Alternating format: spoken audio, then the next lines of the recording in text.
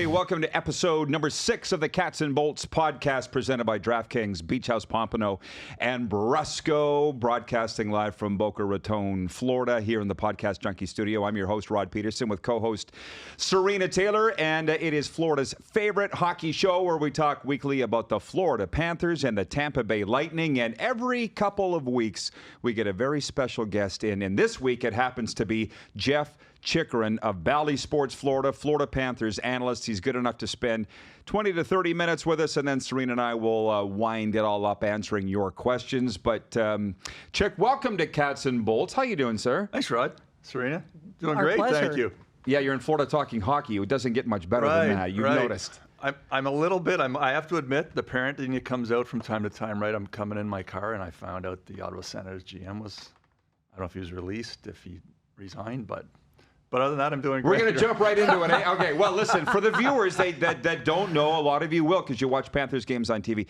Jeff is an analyst there, but he played in the NHL for a long time, 262 games to be exact, with the Philadelphia Flyers, Edmonton Oilers, LA Kings, Pittsburgh Penguins. He's from Montreal, Quebec originally. It's a long story. We won't get into all of it. We, as I said, only got 30 to 40 minutes, but his son Jacob is a star with the Ottawa Senators and for a long time with the Arizona Coyotes, and I guess maybe that's the news of the day. We should jump in there. Your son, Jacob's general manager, Pierre Dorion, fired on Wednesday because of, well, you take it. You know better than me. Yeah, I suppose it's more of an administrative issue, right? Apparently, they traded Yevgeny Dadonov to Anaheim 3 years ago.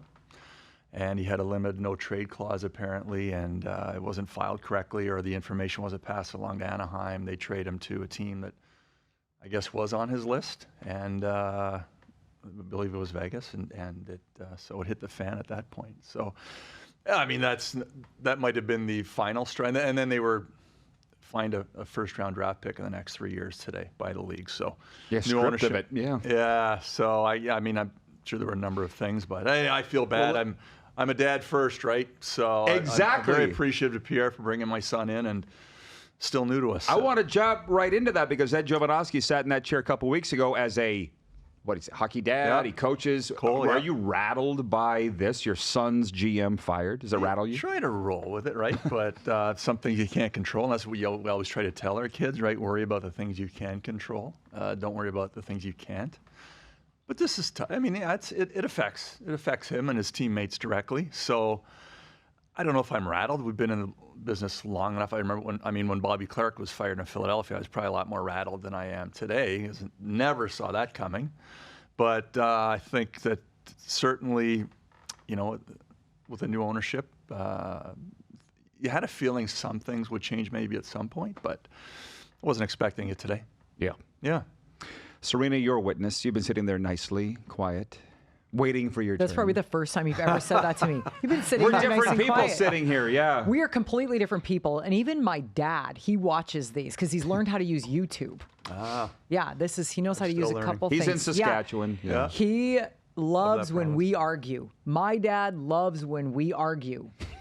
He's shocked when we don't argue. But we don't normally argue, Chick. That's the thing. I joke with my sisters when they argue with their husbands. I remind their husbands that the warranty's up. They're not coming back. But it's not returnable. I don't know if your dad jokes like that or not. Everything. My dad is very brutally open. But I do want to talk about the difference. I'm actually glad that you brought up the Bobby Clarke thing because I feel like Bobby Clarke's a Flyer. He's always been a Flyer. He's always going to be a Flyer. This is a little different. Yeah. So is it going to affect your son and everybody else on the ice as much as it maybe did with the Flyers at the time? Well, I think if I just look at the Ottawa Senators today, I think Pierre done a really good job of bringing in, locking up their core. Timmy Stützle, Brady Tkachuk, Jake Sanderson, Josh Norris, all these young guys, Thomas Chabot, all locked up into long-term deals. I think he's done a great job accumulating that talent and putting together a product. I know, talking to my son, just how much he really loves that locker room. They brought in Claude Giroux not long ago. So that's been said. I suppose the biggest thing that's going to affect them maybe down the road is the loss of that draft pick. Now, if they're a good club, it could be in the late 20s, early 30s anyway, sort of thing. So who knows what type of effect that'll have long term. But that's the type of news, loved Arizona, but you sort of got used to crazy news coming out of there, sort of on seemed like a weekly basis for 6 years. And still are, but he's just gone. And honest, but listen, loved our time there, loved everybody you dealt with. But those are some things that were sort of through for loop. I don't think this is the same case. Obviously, Ottawa's got great new ownership, and Michael Andlauer and Steve Stamkos, and really looking forward to the future there. I got to ask this. You might be the second most famous hockey dad in the NHL right now, and you know who the other is, Keith Tkachuk. Absolutely. He's got Brady in Ottawa. He's got Matthew here in South Florida, and then there's you with Jacob. Are you okay being number 2 to Keith Tkachuk? I'm more than happy to take a backseat to those guys. And I'll let Keith do the most of the talking with the media. Which he's not afraid to. No, he's not afraid to. I was on Toronto radio recently, and they asked me, what I might say about the hockey club. I said, well, Keith has a pedigree, and he can say what he wants. I'm sure if some of the things that came out of my mouth similar to Keith, my son and I would have a very short conversation to follow up that interview. But Keith, he's a special guy, and really excited to share some time with him for the next few years with the Panthers and the Senators. Mm-hmm. Absolutely. Yep. That's such a cool story. But I kind of want to get into, how did you get involved with the Panthers? You never played here. Talk to us a little bit about your broadcasting career, where that started, and just about the Panthers in general. Yeah, really. Sometimes the best jobs are ones you don't plan on, right? And opportunities. I had been out of the game for almost 22, 23 years. I think it was the summer of 19, and I was at my cottage 40 miles west of Ottawa. I got a phone call from somebody at Fox Sports at the time and asked if I'd have any interest doing television. I said, well, I'd literally never thought of it. What do I have to do? Do I have to leave the cottage early, come down to see you guys? So Danny Potvin had retired. I moved on, and they were doing some restructuring of the broadcast crew. Randy Moeller did some of the in-studio stuff, and they were looking to ended up bringing in Eddie and I to do the majority of the home games, and that's sort of where it took off. But sort of never planned. I'm not a journalist. I'm been living in Florida for almost 30 years now. I guess 28 years. I retired in January '95, and I've been out of the game a long time. I'd actually went back to school, got my degree, been working in business for about 25 years, and my wife and I worked together. We were looking sort of for that next phase, stepping back from the office, which I actually have finally full time last month. And so I was looking for something, and I made some inquiries about maybe doing some pro scouting for someone, sort of get away from the business world and do something I might like doing. And I got the call. So it's been a real blessing. It came at a really good time for me. I really enjoy the interaction with Jessica Blaylock, Craig Minervini, Jovo, obviously, and all our crew. Just a great group of people to hang out with, and really blessed to have it in my life at this point. Yeah, everybody seems to get along great. And we talked about culture on the last show. This Panthers team has a great one. By the way, our guest appearances are brought to you in part by the Beach House Pompano, scenic rooftop restaurant on the shores of Pompano Beach, and by Beresco, a tropical outpost serving only the freshest tacos and lush jungle vibes. You can find them at 225 North Pompano Beach Boulevard. Before we get into the hockey, and trust me, we will, not that we're running out of time, but I do want to say this. Now that you're here, I don't know when I have a chance to ask you again. In the press box, Stanley Cup final, you came up beside me. I don't think we'd met, if maybe said hi. You stuck your hand out and you said, hey, my dad's from Good Eve, Saskatchewan. I came home and told her that immediately. I fell off my chair. How did you even know? I saw your ring. Saw your Rough Rider ring. And by the way, in Canada, there's 2 Rough Riders. There's the green Rough Riders and the real ones from Ottawa. That's beautiful. And Rough Riders is actually 2 words, Rough and Riders. Unfortunately, we're not in the league anymore. I was going to say, how's that going for them? Well, exactly. But I've been to Taylor. I was at Taylor Field many times as well. Historic. It really was. It really was. So, okay, you saw the ring. Anyway, I didn't know. I'm like, how does this guy know? I'll tell you what, though. People from Saskatchewan definitely gravitate. Canadians stick together and gravitate to each other, but there's something about being from Saskatchewan. When I was at Game 4, Kelly McCrimmon came up to me because I was wearing an Oiler jacket. He's like, what's with the Oiler jacket? I'm like, it's always Oiler time, my friend. So we got on the conversation. He's like, where are you from? Saskatchewan. So, of course, he's like, well, I'm from Saskatchewan. And people just like to tell they're from Saskatchewan. There's something about those people. And the best hockey players come out of Saskatchewan. I can. That I'm a big Gordy fan too, and so is my father. So I'm going to leave it at that. There you go. There we go. Gotcha. That province shuts down when the Rough Riders are playing, though, don't they? Doesn't it? I mean, Yeah. million people, they're locked into the Green Nation, and I mean, I had cousins drive down from Nipawin on a regular basis. It's their team. 5 hours probably down to Regina. Yeah, it's a great place. Great Very sports special fans. place, yeah. And as Serena says, that's where the hockey players are from. Although there's not one on the Panthers. There's. I feel like there's a conversation I've had growing up in my house, by the way. But where the hockey players are from? Just or in general. everything? The Yeah. Green Nation and It's true, though. Saskatchewan. But to be fair, as much as people in Saskatchewan love the Riders, they love hockey more. Yeah. The whole nation is a hockey nation. And so the transition, it's a lot different coming here, and you're still broadcasting, but it's a completely different environment. Like the reason we created this podcast was to explode the hockey knowledge and the information to the people of South Florida, because unless they're watching a game, they don't really have it. Yeah, but it's grown, and it's grown insurmountably since I've been here even, and I saw the effect when I was playing in LA and the effect of the Panthers. I like to call it the Gretzky effect in the southern United States, but you know, when I got to Philadelphia in 1984, I mean, they'd been in the league 17 years. It was probably, and they'd won the Stanley Cup. It was probably a developing or a less traditional hockey market. I would consider Philadelphia a hockey market. Mm-hmm. I don't think Florida anymore is a non-traditional hockey market. It's less traditional. I mean, it's almost 30 years, right? Been to the finals twice. I think it is a hockey market. It was just a time thing? Yeah. It just took a while? Yeah, I think so. I mean, and the infiltration of people from the north coming south. But more than that, I mean, my son grew up here. I had 3 kids, Jacob, Brandon Duhame in Minnesota, Andrew Peak. They were 5 years old, so 2003 on the in-house team at Incredible Ice in Coral Springs. I had 8 skaters, and 3 of them are in the National Hockey League today. So it just shows this is a hockey market now, as far as I'm concerned. And you can travel, because I did it, you can travel from South Florida to Toronto to Detroit to Calgary, and the kids from South Florida are just as good as anywhere in North America. We may not always have as many or as deep, but these kids can play hockey just as well as anybody from anywhere. And I think that's because of the growth of the game down here. I actually respectfully disagree. Yeah.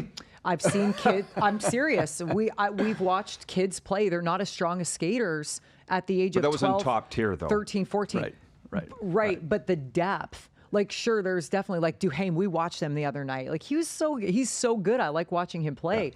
But because we watched that game, because I think it was the only game on, and it was one of the best games of the night. I said to Rod, we got to watch this whole game. I forget who they were playing. That was New Jersey, Minnesota. Yes. Mm-hmm. Yeah. But either way, you're right. There are some good talent come out of here, but the depth just isn't there, in my opinion, all across the U.S. And that's probably because I'm super biased, but I just don't see it. Yeah. Well, and I'll counter that as well. And I respect that. We certainly depth-wise, yes. And sometimes you have to travel a little bit further. You may need kids coming from Jacksonville, Tallahassee, Boca, and Lauderdale to sort of merge together to have that high-end roster. But you watch the Florida Lions clubs that play; they are excellent hockey players. And I don't want to get into the whole Canada-U.S. thing too, because I defend each country depending on where I am, north and south of the border. You're smart. But my son played for the Toronto Junior Canadiens at 15, and he was the first pick on the Hockey League draft. The year before that, he played for Detroit Little Caesars for 2 years. And I will challenge you to tell me that the league in Toronto was better than one in Detroit and Chicago, because it wasn't as deep as the high-performance hockey league. People may disagree with me, but that's what I saw firsthand. A lot of pros have come out of both, and those age groups. But just sort of my opinion, there were a lot more 9-1 hockey. And maybe that's because in Toronto, I'm sort of digressing here, but there were maybe the majority of the better kids played on the top 3 teams, but there were a lot more 9-1 hockey games on a Sunday night than there were in that sort of Detroit-Chicago league we played in. What an interesting concept. Yeah. I'm still thinking of who the 3 kids won. One was Jacob. Who are the other 2 in the NHL now? Oh, Brandon Duhame. Yeah. Okay. Andrew Peak. Okay. Wow. Yeah. So it's coming. But hockey's great. Yeah, I think so. Well, people are committed. Here's a story. Jay Wells gets traded to Philadelphia from the Los Angeles Kings in 1988. Gordon Murphy and I are rookies in this sort of leads to the whole concept of where you can develop hockey players. I know growing up in Ottawa, 99% of my hockey, I'd go to the outdoor rink, was played indoors. So Jay comes to Philly. Gordon Murphy and I would take him out for lunch. We're a couple of rookies. Jay had been in LA for probably 9-10 years. Dated Jeannie Buss way back when. Who didn't? Right. Just gonna say. Anyway, I looked at him. LA was the only warm climate team. I said, "How did you play hockey in California?" Yeah. Just didn't. I mean, I like wearing my flip-flops to the rink in the summertime in Ottawa. He says, "Kid," he says, "you like it so much there, you work that much harder to stay there." And he says, inside the rink, every rink, it's 200 by 85. And it doesn't matter if there's palm trees outside, snow or whatever. It's all the same once you step foot in that. And I never forgot that. So when I was coaching the kids in South Florida, once time in particular, I remember we were in Boston playing, and it was getting a little rowdy. We were the Florida Everblades, I think, at that time, and I don't remember the Boston team we were playing, but it might even have been a team from Toronto. Anyway, they were giving it to our kids about the palm trees and why don't you guys go back and get your surfboards out and all that stuff. And I sort of brought that story back to the boys, like, hey, you guys play on 285 just like they do. Let's get out there and show them what we can do. That was their beak. Yeah. Why don't you go get your surfboard? Can you believe that? Where I Right, grew up, exactly. why don't you go back to your sheep? Why don't you go back to your cows? What a beak that was. Yeah. Didn't even do that Your well. leg's frozen right now. Yeah, exactly. That You know, funny? one thing, Serena asked if any viewers had asked questions to pass along to you. And one did. He said, do you ever see an outdoor game being played in Florida anywhere? Wouldn't that be great? I think the biggest so they did it at LA. Dodger Stadium, right? Yeah. Chavez Ravine a few years ago. I don't know how the ice was. It was okay from what I understand, but I just don't think they could do it here because of the temperature. Yeah. They tried it at Lake Tahoe. Remember that? And Right. it was an absolute disaster because of the temperature. You could get away with Dodger Stadium because Southern California, as you know, can get Dry. Yeah, exactly. I think here it would be fun, but I think the ice would be a travesty. So we did with the Kings. We played the Rangers at Caesars Palace in September, and Gretzky was playing. And I remember my dad was out. He was in Vegas from Ottawa for a conference, I guess. And him and I were walking around. I had wrist surgery. I was injured, so we were walking around the rink that afternoon. So it was in the boxing ring, right? The boxing area at Caesars Palace in the parking lot. And they had it's like a tarp over the rink in the afternoon. It was 110 degrees out. Dry. Yeah. Dry. And the tarp fell. They got it up. I think the ice was melting a little bit, probably 2 p.m. And I remember just before the game started, I remember looking at Tommy Webster. And Tommy was a nervous guy to begin with. Great guy, Tommy. I think he was an original Panther coach here, right? An assistant coach. And they were really worried because Gretz was playing. And I think they were really worried, what would happen. And anyway, they played the game. And as the game got going, the ice, it's like when you fracture a bone, right? You grow that calcium and you cut it up a bit and you resurface it, and it gets better as the game goes on. But I think the ice did get better because it was chippy by the end. The Rangers had Ty Domi and Chris King, and it was getting a little chippy out there. But Florida, right? That humidity, I don't know. Probably I have a hard not. time getting my bedroom to cool off in the alone summertime. keep when it it's nice. so Well, hot, you right? got to think about it too. At least the ground cools off in Yeah. Vegas and LA at some point of the year, and here it just doesn't. It doesn't. You That's a tough unlocked one. the key word, Gretzky. Yeah. Yeah, that's my keyword. Serena will have a question or two for you probably about playing with Wayne. You must have something. Don't disappoint me now. It's her favorite human being. Yeah. You want to think about it? Yeah. Give I us have a a Gretzky million. story, chick. Jeez, I'm going to have to think about that. Did Jovel give you any? You know what, Bill Lindsay, this is one of my favorite Billy's things that given a Bill few. told us. He said it was one thing, being on the ice with him, but Bill got injured. He was watching from the top, and he's like, wow, you can really see. Obviously, he's like, you can't catch him, but you can really see how good his game is. Yeah. Was. Is. Probably still Probably could be. still could, yeah. Thing about him that always impressed me. Remember when I got traded, I had lunch with Rick Wilson, our assistant coach. He said, Wayne's going to try something in practice what you've probably never seen before, right? And sort of on a daily basis.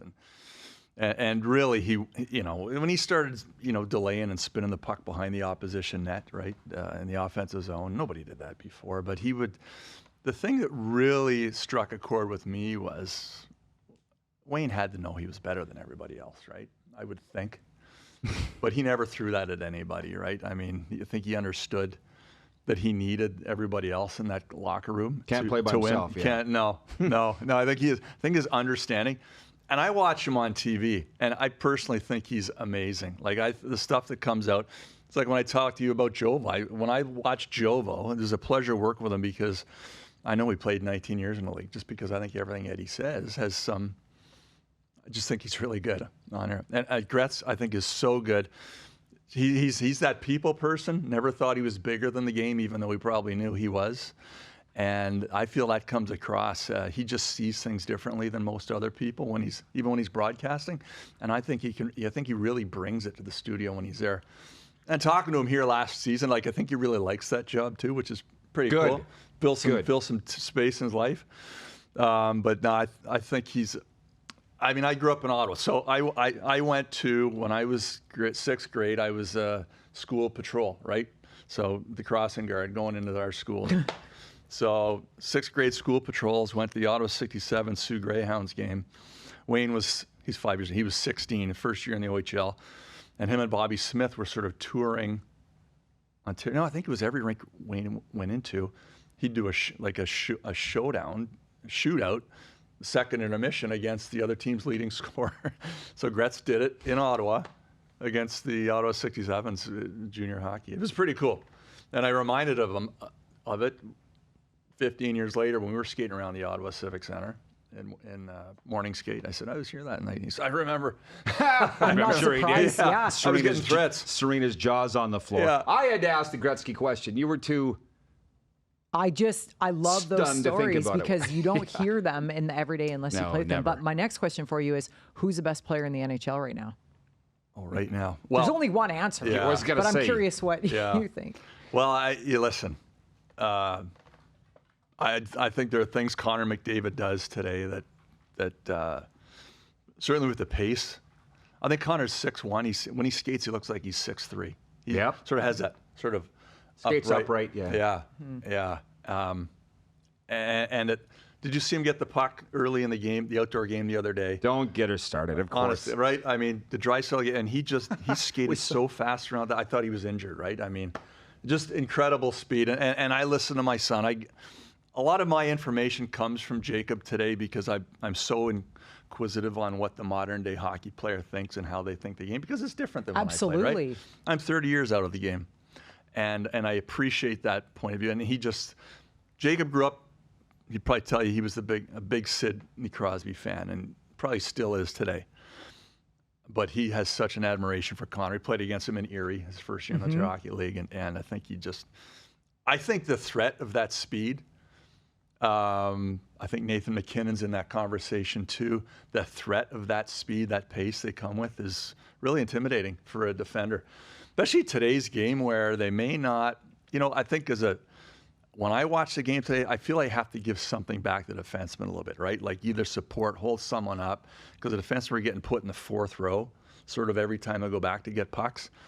If you don't have the support coming with speed through the neutral zone, that's just so deadly. It's got to be so hard to defend in this league today. Well, it's why Edmonton's power play was so strong last year. You have a guy like Draisaitl who's built like a tank, and you just, like the tic-tac-toe they did the other night, they just bang right. Draisaitl hit the side of the net on the power play in that outdoor game. But I said to Rod, 2 other guys in the league are not doing that. The way those guys put the puck in the net, just because McDavid he's fast, but he's aware of, just like Wayne, he's aware of where everybody is. Yeah, and exactly.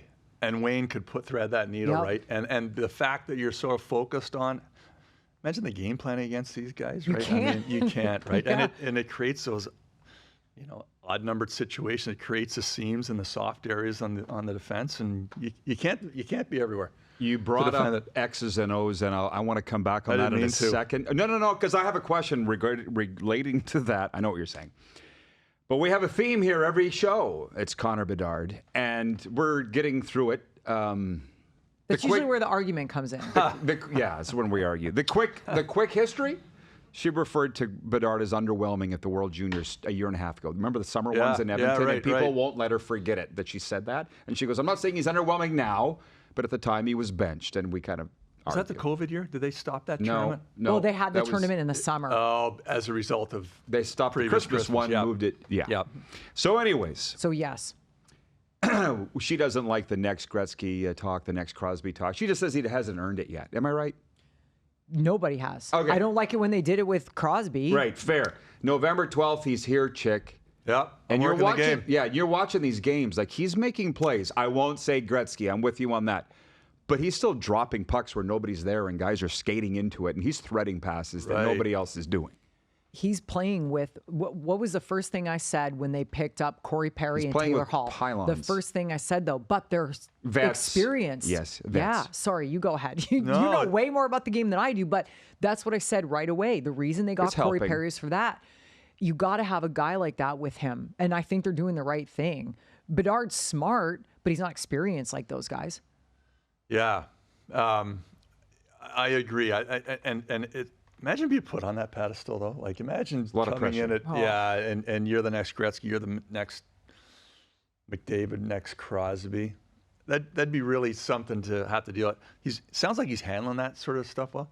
It's interesting if I look at those players like Connor plays with such pace, right? McKinnon plays with such pace, like speed, right? Mm-hmm. Bedard seems to be a guy that likes to go 200 feet fast, right? Mm-hmm. Wayne wasn't like that, was he? I mean, he could go, but he sort of brought in the delay. Like, how many times would he cross that blue line and Curl. delay and wait? I mean, I play with Huddy. Charlie says he'd just come in, he'd follow Wayne up the ice. So he crossed that blue line. Wayne's created like this 10-foot gap, and he'd drop it there. And Charlie says, I just hit it. I scored 20 one year, probably out of the blue. By being in the right place at the right time. Yeah. This kid's special, though. I think he is. Yeah. Is he from Victoria, Vancouver? North Van. Yeah. North Van. Is that the Burnaby Winter Club? Winter Club, yeah. Yeah, so you know what? Luke Richardson's a good friend, family friend. I'm anxious to get his thoughts on the first 10 games with Connor. I'll be working that game. But I'm going to be interested to see too. And the other thing, like, I'm just trying to think of how what the players. So when Crosby came in the league, Pittsburgh wasn't very good. They have the first pick for a reason, right? I guess McDavid, same thing. Edmonton had the first pick, so I guess they all sort of come in the same. Their clubs are all sort of at the same evolutionary period as Bedard is. So you got to surround them with those veterans. I don't know if Taylor Hall's back playing or not. Corey Perry, they got some good veterans to sort of insulate him, I guess, but. Hall can certainly keep up with him and make plays with him. I don't know about Corey Perry doing that. He's sort of more on the leadership Doesn't side need of things. to. I Yeah. guess. He just kind of sits where he sits. Yeah. Yeah.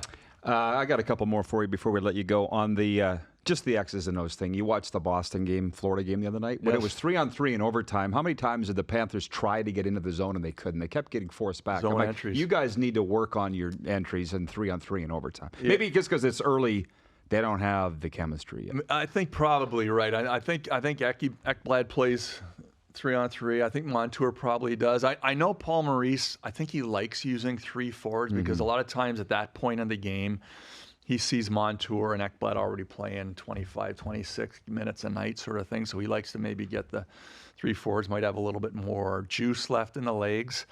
But yeah, I mean, no coach is going to put me out there on the 3-on-3. So I don't know. I mean, they do delay, they bring it back, they regroup.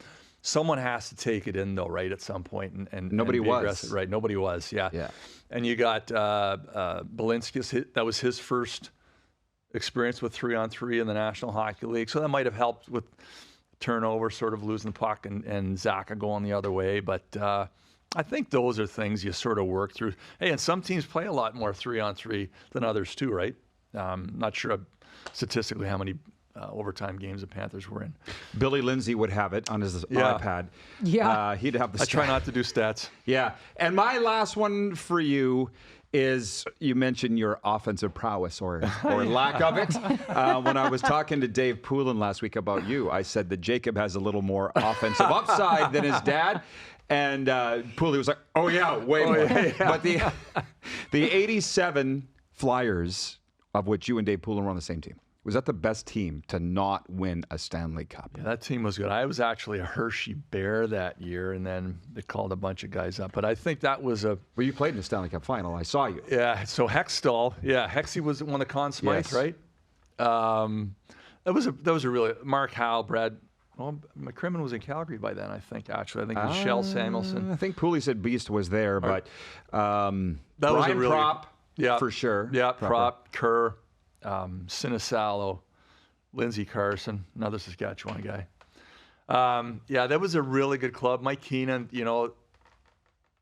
Mike, they really practiced hard, and they were a young group too, so Mike could really push their buttons, and they really performed. Not really systematic, but just with a lot of pace and up tempo. Mike used to like to call it. But that was a heck of a hockey club. Gosh, I don't know, the best team to never win the Stanley Cup. I'd have to look that up too. But they were. I know that was a really tough group for young defensemen to come up and make. And there's a reason they did want excellence in that locker room and be really tough to play against. And losing or winning was the only thing that mattered in that Flyer locker room in those days. Bobby Clark set the tone. Mm-hmm. But that's an interesting situation. When you brought up about Mike Keenan, do you feel like Slats out-coached him, or do you feel like Edmonton was just so strong that there was no getting around it? Yeah, you had to play a perfect game against those Oiler teams right back in those days. With they could outscore any issues. They won a lot of 8-7 hockey games, right? I mean, Yeah. Fuhr maybe had the worst goals against average to be a Hall of Fame goalie, but he's clearly a Hall of Fame goalie. He was just great. I mean, big time performer. How many playoff series did that team put together and win, right? So I think that I think Glenn probably had a few more offensive weapons for sure. The experience of winning those cups, and they learned those Oiler teams. You listen to Gretz talk about beating or losing the Islanders, right? Yes. What was that, 83? And walking by seeing all the ice bags and the price that the Islanders paid to win. And they knew how to do it at that point, right? They'd done it a couple of years in a row. And you can't beat that experience, right? Well, it's like what Wayne said. He goes, we realized we had to learn how to lose before we knew how to win. Interesting. Because those guys, it was that exact thing. He walked by and said, we didn't give it our all. We don't have bags on our heads of ice. Yeah. I like that. I lied. Another one. You're never leaving. Yeah, you're never leaving. Quick one. Nobody's watching. This between us three and Benny. Who's the better team, Ottawa, Florida, or Tampa? I would never bet against the Tampa Lightning. It's very similar. I'm sort of transitioning out of that. I would never bet against the Penguins. So your answer, do you want a quick answer? Or? I want your No. answer. This is good. Yeah. I think Ottawa's still sort of in that progression mode. I think the Panthers have a lot of experience now at this point, right? I think they had a couple wars in the past 3 years against Tampa. Got to learn how to lose. I really like Florida's team. I think when you get Montour back, you get Ekblad back. Hopefully Sam Bennett soon. They're going to be a really tough out, and I look to them to really push the pace as the regular season grows. Was it just last episode we talked about? You're right. You cannot bet against Tampa, but I compared them to Pittsburgh.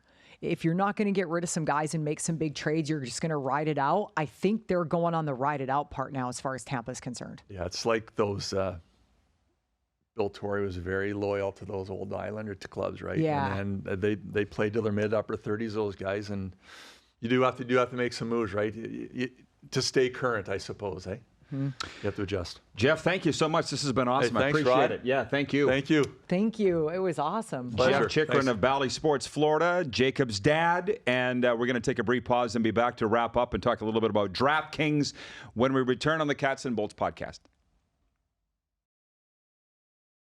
All right, Cats and Bolts continues. And sports fans, the NFL season is going strong, and DraftKings Sportsbook is hooking up new customers with an offer that's even stronger. Bet $5 on any game this week to score $200 instantly in bonus bets. And DraftKings isn't stopping there. All customers can take advantage of a sweetener offer every game this month. Get in on the game day greatness. Download the DraftKings Sportsbook app now and use the promo code THPN. It's up on the screen right now. THPN. New customers can score $200 instantly in bonus bets when you bet $5 on the NFL. That's promo code THPN, stands for the Hockey Podcast Network, of which we're gratefully a part of.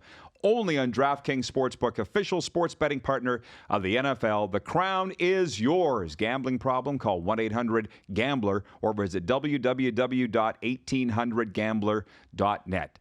It's just Serena and I. A big thank you to Jeff Chychrun for joining us for the length of time that he did. There's a couple questions that we wanted to get into. As we sit here, this is our 6th episode, Serena, of Cats and Bolts. Tampa Bay, 4 wins. Florida, 4 wins. And Ottawa, 4 wins. The only reason we were bringing that up is because his kid plays for Ottawa.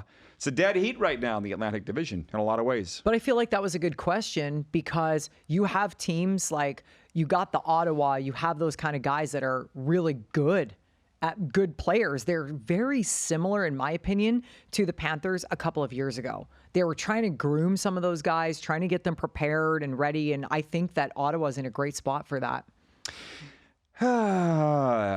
Alexander Barkov this week will become the Panthers' all-time leader in games played. Worthy guy of that? I'm kicking myself. Chick got out the door before I asked him. Yeah, he's worthy. Everybody loves him as the captain.